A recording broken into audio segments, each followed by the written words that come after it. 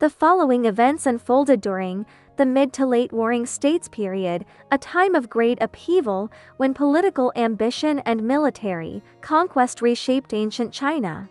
In this volatile era, two neighboring monarchs, rulers of the states of Song and Qi, rose to prominence, only to be remembered not for their greatness, but for their hubris, folly, and spectacular downfalls.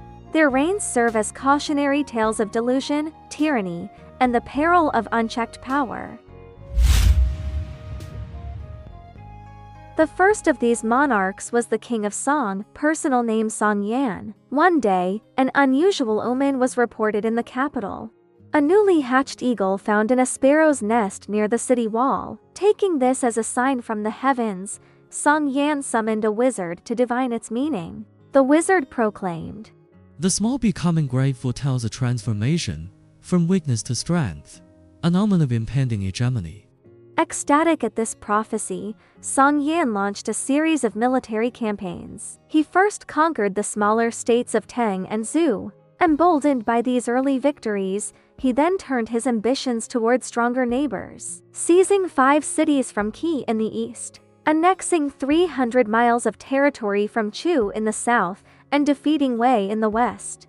But triumph quickly turned to delusion. These early successes inflated Song Yan's ego beyond reason. Convinced he was destined to rule the world, he committed acts of outrageous arrogance, shooting arrows at the sky, whipping the earth, and symbolically defying both heaven and earth. He even destroyed ancestral altars, and declared that he feared neither gods nor spirits.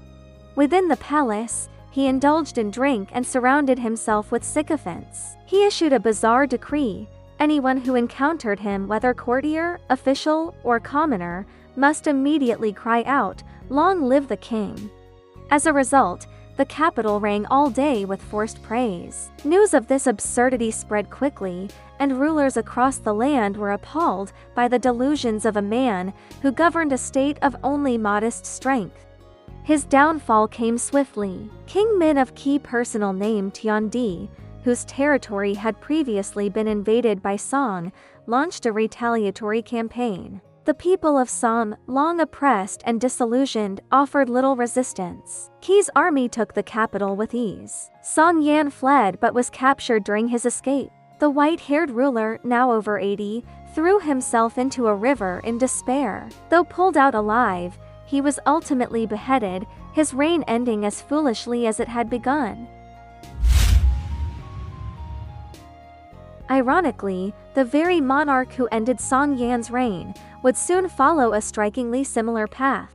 After annexing Song, Tiandi, King Min of Qi, became intoxicated with power. Convinced of his own brilliance, he evolved into a more flamboyant and grandiose version of the same despot he had overthrown. His first target was the mighty state of Chu. Though Qi forces declared victory, they suffered significant losses. Undeterred, Tiandi sought not peace, but glory. In an act of breathtaking vanity, he struck an agreement with the King of Qin, then the strongest power in the realm, to elevate their titles. Qin would become the Western Emperor, and Qi, the Eastern Emperor. The world was stunned. Tiandi's ambitions didn't stop there. He went so far as to suggest replacing the Ho monarch, the nominal son of heaven, whose dynasty, though politically weakened, still commanded moral legitimacy. No ruler had ever dared make such a claim. Tiandi's actions sparked universal outrage. Some ministers tried to dissuade him. Hu Zuin openly criticized the king's delusions and was executed. Another official, Chen Ju, warned of the consequences, but was publicly beheaded at the Eastern Gate. After that, silence reigned. As the ancient proverb warns, whom the gods would destroy, they first make mad. The state of Yan, long subjugated and insulted by Qi, seized its chance. Under the wise rule of King Hao Jiping, Yan appointed its most trusted general, Yu Yi, to lead a calculated counteroffensive. Knowing Yan alone was insufficient, Yu Yi orchestrated a grand alliance with Qin, Han, Wei, and Hao. The timing was perfect. Qi's people were disillusioned, its army demoralized. The coalition met little resistance and swiftly won decisive victories. With strategic brilliance, Yu Yi offered vast sums of wealth to Qin and Han, persuading them to withdraw, as they lacked long-term interests in Qi. He then allowed Hao and Wei to occupy neighboring regions. Unlike previous failed coalitions, such as those of Ziyao or Su Qin, Yu Yi understood each state's motivations and skillfully managed their ambitions, ensuring the alliance held. Once the flanks were secure, Yu Yi led the Yan army deep into Qi, conquering nearly the entire state. Tian Di fled to the small state of Lu.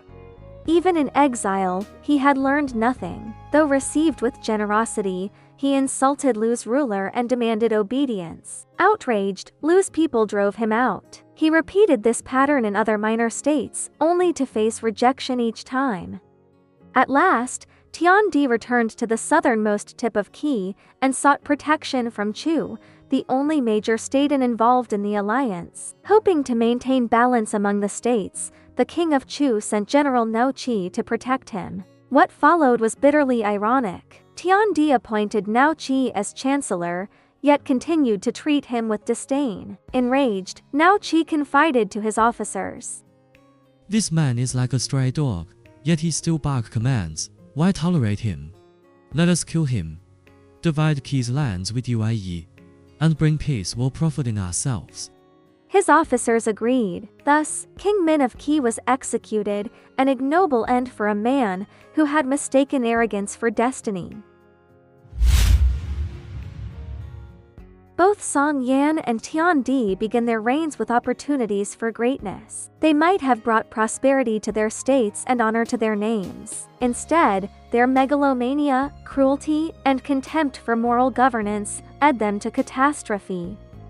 As the philosopher Zunzi, who lived during this tumultuous era, profoundly observed, "A wise ruler leads the people with virtue, holds fast to trustworthiness, and weighs policies with care. To govern well is to see these truths clearly. He who rules with righteousness commands loyalty. He who does not will be ruled by others."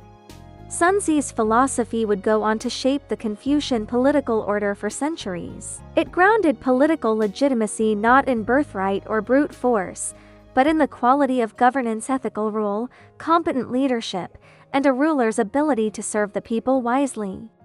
Yet under a centralized monarchy, where power was concentrated in a single individual, the prosperity or ruin of an entire state depended not on systems or institutions, but on the ruler's personal judgment. When governance was just, the state thrived. When it faltered, disaster followed. This fragile reliance on one man's virtue became a recurring tragedy throughout Chinese history.